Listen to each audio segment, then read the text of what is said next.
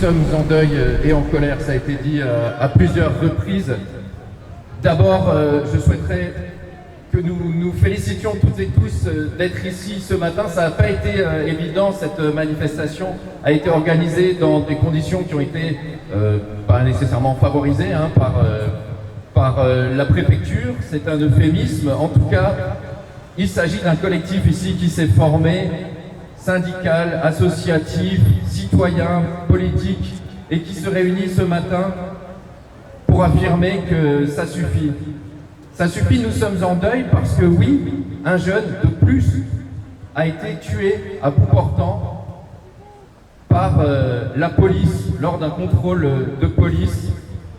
Il s'agit là de la partie immergée de l'iceberg.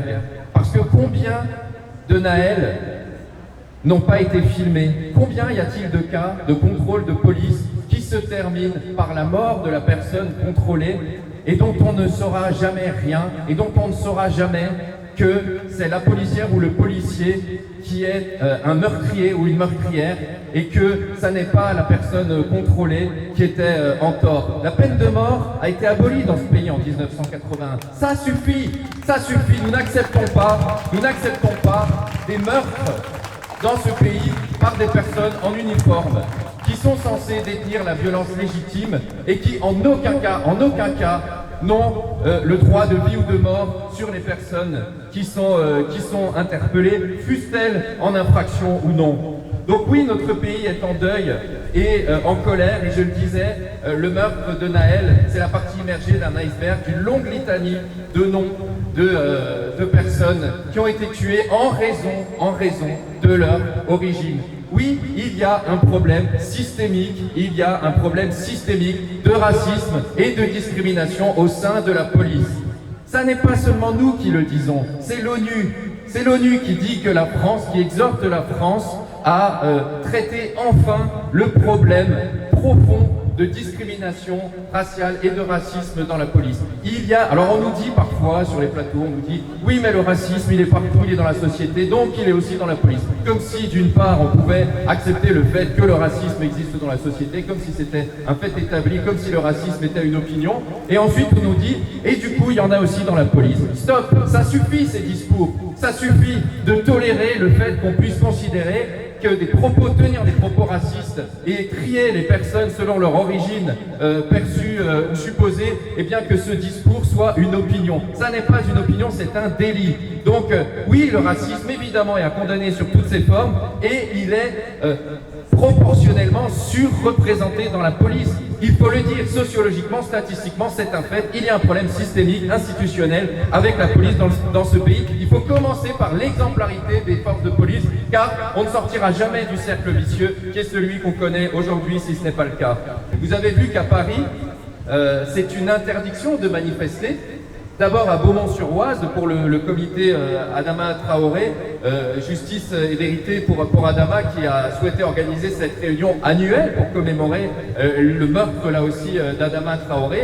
Et bien cette manifestation qui du coup s'est repliée en statique sur la place de la République à Paris, et vous verrez qu'il y aura des dizaines de milliers de personnes cet après-midi, a été elle aussi interdite. Donc nos libertés fondamentales sont attaquées également. Et après, on vient nous dire que la colère ne doit pas s'exprimer par des révoltes, ne doit pas s'exprimer par la casse. Mais où peut s'exprimer la colère si nous n'avons pas le droit de marcher, si nous n'avons pas le droit de marcher dans les centres-villes, si nous n'avons pas le droit d'occuper les places pour dire cette colère? Ça suffit! Ça suffit, le racisme institutionnalisé, ça suffit, le couvercle qui est mis par ces mêmes institutions pour que ce racisme institutionnalisé ne puisse pas être dénoncé. Donc stop, et merci à toutes et à tous d'être ici pour le dire. Justice pour la haine, justice pour la haine, justice pour la haine, justice pour la haine. Siamo tutti antifascisti. Siamo tutti antifascisti. Il y a toutes les personnes qui ont été assassinées par la police parce qu'ils étaient noirs ou arabes. Je pense à Zied, Bouna, aussi Bourras, Adama et aujourd'hui Naël. Alors je vais entendre les rues de cette ville résonner. Justice pour Naël, justice pour Naël.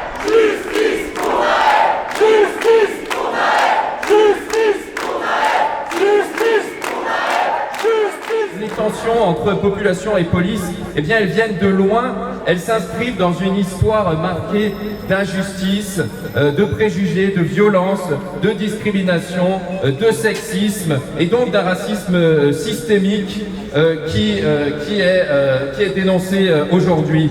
Les populations des quartiers populaires sont littéralement abandonnées, elles sont littéralement abandonnées, elles n'ont pas accès à l'emploi dans la même mesure que peuvent l'avoir les habitants de quartiers plus favorisés. L'adresse est un objet de discrimination, l'adresse, et quand on l'accumule à l'origine supposée des personnes, eh bien évidemment ça vient empiler la discrimination que subissent celles et ceux qui vivent dans ces quartiers et qui n'ont pas accès à l'emploi de la même manière que le reste du pays peut l'avoir, et c'est déjà suffisamment difficile dans ce pays pour trouver un boulot. Il ne suffit pas de traverser la rue, il faut être idiot pour penser ça et pour l'affirmer.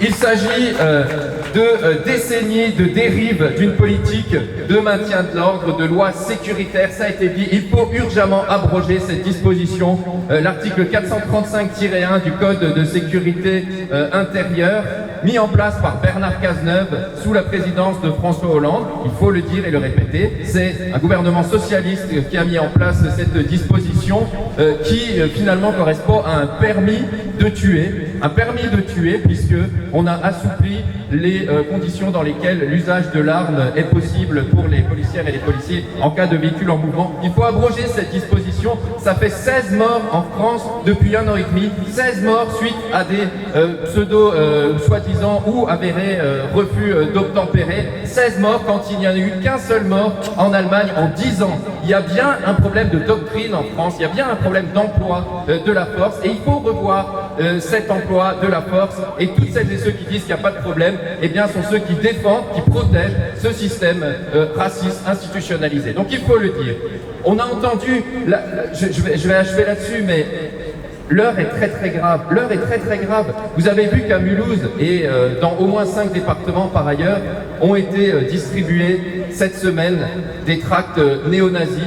Des tracts néo-nazis qui dénoncent le fait que les médias seraient détenus par des juifs qui défendraient les noirs et les arabes, qui pillent et qui nous assassinent. Je ne vais pas ici dire toutes les saloperies et évidemment les accusations et les propos abjects qui sont contenus dans ces tracts, mais ces tracts, on y voit des croix gammées, on y voit des symboles du Troisième Reich. Et ces tracts ont été diffusés le jour même où un sénateur, les Républicains, un certain Bruno Retailleau, dit sans scrupule, sans vergogne, sur un plateau d'un média français qui s'appelle France Info, et qui n'est pas d'ailleurs repris par le journaliste, qui dit qu'il y a un lien entre immigration et émeute dans les quartiers. Ils emploient eux le terme d'émeute, nous employons le terme de révolte. Eh bien il dit il y a un lien, parce que même celles et ceux qui sont français de 2e ou 3e génération ont une sorte, il a dit, de régression vers les origines ethniques.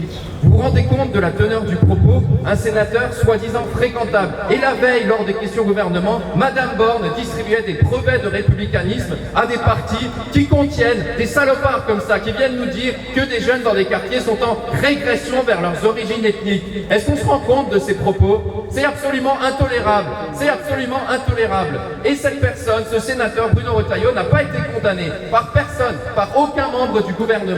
Et nous serions, nous les mouvements politiques de gauche, nous serions ceux qui mettent à feu et à sang le pays, nous serions ceux qui sont des dangers pour la démocratie. Ça suffit, c'est fini. Donc personne ne nous fera taire, personne ne nous fera taire.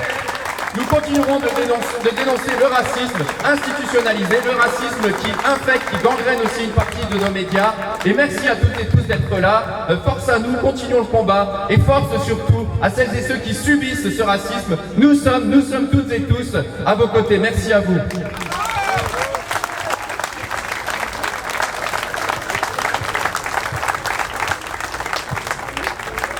Moi, ce que je voulais dire pour la LPS, plus jamais ça. Il est urgent.